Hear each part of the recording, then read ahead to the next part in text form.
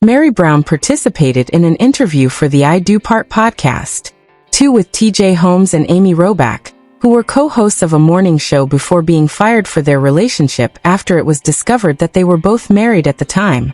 Nevertheless, their careers took off, and they are currently featured on part 2 of a podcast that I host.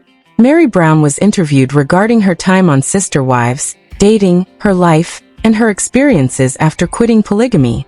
And when it came to Meri leaving, they really did go there in a lot of different places. Kody, Meri's departure from her faith, and Meri's current relationship. Additionally, Meri disclosed in her interview that she was a member of a cult, and she acknowledged that she was married to Kody because she was taught from an early age that this was the only way to reach paradise, and that she needed to be married to him in order to enter the celestial realm. More significantly, Meri said that she had been doubting her religion ever since the show began, which is, like many of the things we've heard from Christine, they were saying things on the show that they didn't even necessarily believe in, and doing it to promote polygamy, even though they didn't believe in what they were saying behind the scenes. They were portraying polygamy as this happy thing, but in reality, what they were advocating, promoting, and pontificating for was something they couldn't handle, appreciate, or believe themselves in, and they didn't like. Thus on the show they were encouraging polygamy because Warren Jeff's wives don't really have a choice. Religion is not the reason we are here. Our faith is the reason we are here, but we are not a cult, and we are not only here for religious reasons. We are also acting voluntarily. This isn't awful because we are loving family, isn't it? And so, since this is what we desire, everyone must simply accept us. However, Meri said in this interview that before the show started, she had started doubting her religious beliefs. They also questioned her about the reasons behind her doubts. She added that it was because she was always at fault for whatever occurred in this group. Everything. Yes, I believe that all organized religions are cult-like. And why did you say, I want out? For me, it happened gradually. It was quite slow. I believe it was even before we relocated to Las Vegas, perhaps even around the time we were discussing performing the performance. 15, 16, and 17 years ago, to be exact. I believe I started to doubt things, but I never discussed it with anyone. I never discussed it with Kody. I didn't discuss it with my sister. Since I had been incorrect for so many things up until that point in my life, it was just something I was sort of processing inside of me. My approach to marriage was incorrect. My body was wrong for not being able to have more children, so I was wrong for that. I was mistaken to experience jealousy problems. With the introduction of wives into the family, and I'm starting to doubt my faith. Since I'll be wrong for that as well, you can guarantee that I won't discuss it with anyone. I just want to take a moment to acknowledge and respect what she says, and to present this to you in the only way that I can think of that respects and honors her experiences, not to mention how detrimental this show was for her publicly and personally, and the emotional harm it has likely caused her, since I believe many of us may relate to what she says there. I am certain that I am able to, although I am aware that this is not the case for everyone. I was raised in a culture where I was constantly held responsible for everything. I was always at fault. If anything occurred, it was because I had done something that God didn't like. In my house, there was a lot of terror. There was a great deal of shame and remorse that was on my feet as a child, which made me feel inferior if I couldn't do something correctly or couldn't add up. The issue was the underlying theme that persisted, and it made me feel less confident. Additionally, it took me years to abandon my faith. I had to leave the family that brainwashed me into it. It took me years to do so. Additionally, I believe that when you are born into something and everyone else is doing it, you are defying convention and you possess an inquisitive and questioning mentality, and don't conform to the expectations placed on you. They can only keep you in that system by undermining your confidence, destroying your sense of self-worth, and making you believe that you are to blame, and that things would improve if you just act, perform, and be better. However, they also teach you that the pain you're experiencing as a result of it is a necessary part of life, is for the greater benefit, since heaven will provide you with bigger blessings. Everything will be better if you're more humble, if you'll sacrifice more, if you'll humble yourself, if you'll stop being selfish, and if you'll submit and obey. You eventually come to the realization that it's not, and you grow weary of being held accountable. In addition, I would like to appreciate her viewpoint since I believe that many people denigrate Meri, and I believe that many, even I, have been critical of her. One of the most harmful aspects of this show, in my opinion, that I'm not even sure the women are aware of yet, though perhaps they are, is that they sat up there and lied to the world and to themselves about what was happening in their lives, which caused us to react viscerally and begin judging them for lying. And we passed judgment on them since we thought they were being foolish, and it was absurd that they were fighting over this guy, and they were saying things like, don't you see that this is unfair and that you deserve more? He's just a jerk. However, this indoctrination maintains them in a position where they would be gaslighted and manipulated if they spoke up to anyone in their family. Robin would repeatedly tell Meri not to go to college because she would be leaving her behind whenever she attempted to grow up and become more independent. You're giving up on me if you do this, so don't. You are the only reason I want to do this, family. Everyone was doing it to her, After playing games with her back and forth, Kody would accuse her of being a member of the cult.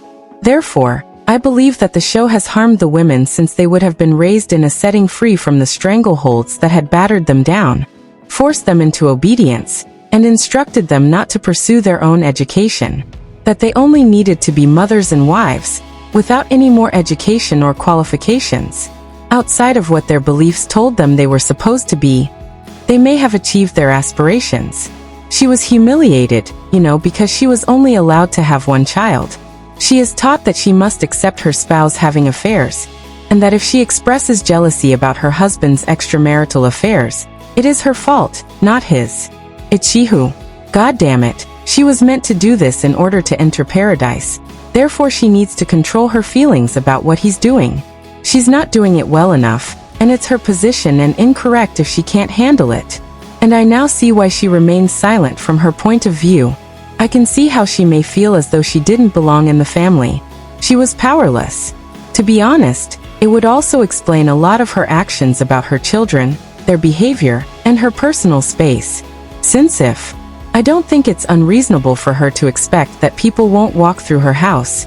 She wants to distance herself from it because she needs her own independence and a place where she can be herself. You're wondering why you're even in a family in the first place, and you're hesitating and wondering why you're there, and you want to be separated from it. Since they were attempting to do things as a family, I believe there was a lot of entitlement, but in different locations, they were all retreating. And I believe that occasionally the indoctrination they were undergoing prevented them from even having the trust to be vulnerable with one another. You can't be frank with your sister wife because if you mention something, they'll turn around and tell Kody, which will bring you into trouble. Therefore, you must live in a society where you are forbidden from being who you truly are, and are forced to live on eggshells and secrets, unsure about whom to trust. Additionally, your family will gaslight you if you even confide in them, telling you that you're wrong and that you should just accept the situation and move on, improve, and so on. And if you read Christine's book, I believe she talks a lot about her encounter with Meri. She also feels some sympathy for Meri's situation. Christine doesn't, in my opinion, as if she had full circle empathy she could see. From the outside, it appears that Christine changed into Meri after Robin joined the picture. Correct. Christine was therefore envious. It grew more difficult to get along with Christine. Christine started acting more aggressively toward Kody. With Robin, Christine struggled to control her emotions. She was quite blunt with Robin on several occasions, and she would sometimes snap and say things. She also skirted Robin, as far as I know. I am also aware that Meri avoided Christine at all costs. However, by acting that manner, Christine wasn't doing anything illegal, right? She was reacting, and her heart was being broken. However, I believe that she would realize that Meri felt the same way about her if she were able to put herself in Meri's position. The saddest thing about this cult is that everyone is so traumatized and in agony that they find it difficult to see each other's point of view, because they are unable to look past their own suffering. I've also noticed this a lot in other groups I've worked with. Specifically, a group with which I collaborated on a documentary. There was a great deal of trauma among the survivors, and they were unable to trust each other, and see past their own experience because it was so painful for them that it didn't matter what other people had gone through because it was painful and detrimental to them as well. Thus, they lacked empathy. And I believe that's intentional. I believe it's intentional. When everyone is in a trauma response and fight or flight mode, it simply makes it easier for the person in charge to manipulate them. That's a lot to say, considering that Christine's statements about Meri don't necessarily reflect the full narrative or even the truth. Isn't that right? Well, she and Meri must have had a lot of arguments. Meri must have been harsh with the children.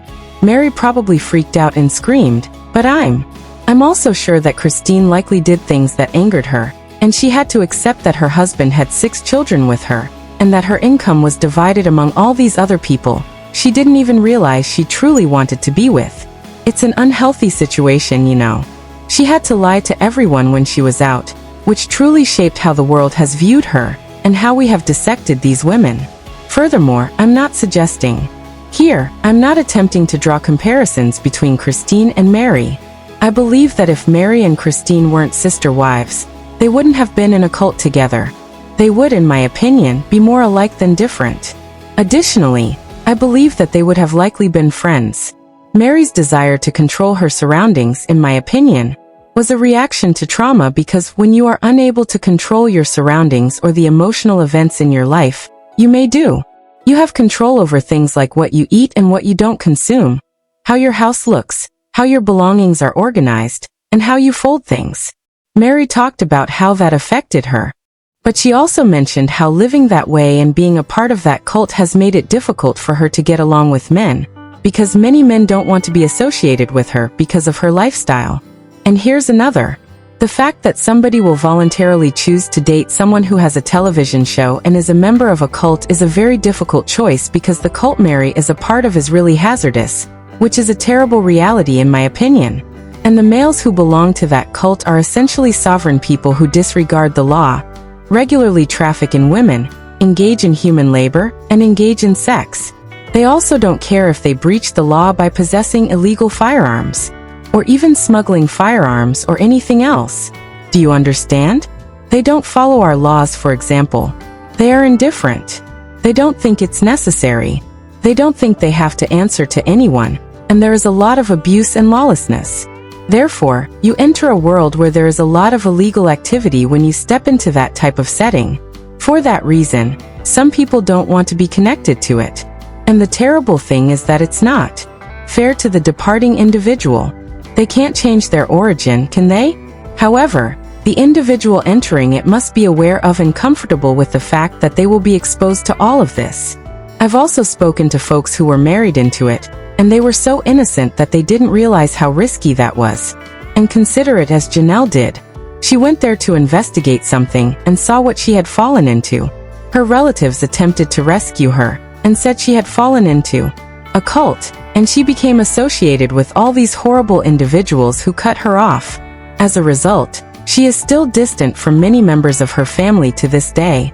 You are aware that this is a complex scenario. Finding someone like Christine, where the guy accepts and understands it because his family members were involved, is quite uncommon. In my opinion, Meri's entire interview is quite enlightening. You know, she talks about her relationship with Kody and their disintegrating relationship, his transition as a father, and their current dynamic. She also doesn't express her hatred for him. She merely wants to go on, and doesn't want to remain with him. She hopes that he will change things, but she doesn't want to disparage him. She said something along those lines. That seems fair to me. Wherever they are in life, everyone has a place.